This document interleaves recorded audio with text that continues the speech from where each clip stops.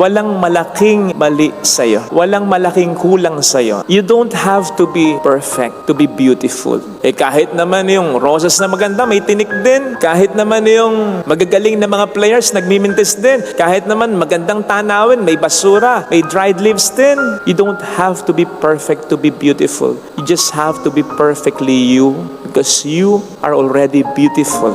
Yung mga kakulangan, kapintasan mo, bahagi yan ng kagandahan mo sapagkat minarapat ng Diyos na maging bahagi ito ng pagkatao. Again, no one is perfect. May mga kakulangan tayo. At yung kakulangan na yan, talagang dinesign ng Panginoon yan para kompletohin ka ng taong magmamahal sa iyo. Kung paanong kukompletohin mo rin ang kakulangan sa taong mamahalin mo. Pero hindi ibig sabihin, necessary dapat asawa mo. Tama namang iba yung pagmamahal ng isang asawa. Pero, kaya mo nasabi ang iba ang pagmamahal ng isang asawa, iba rin ang pagmamahal ng isang ina, ng isang ama, ng isang kapatid, ng isang kaibigan. Basta ang mahalaga, may mahalin ka at sa'yo ay may magmahal talaga na sigurado namang meron, naniwala ka.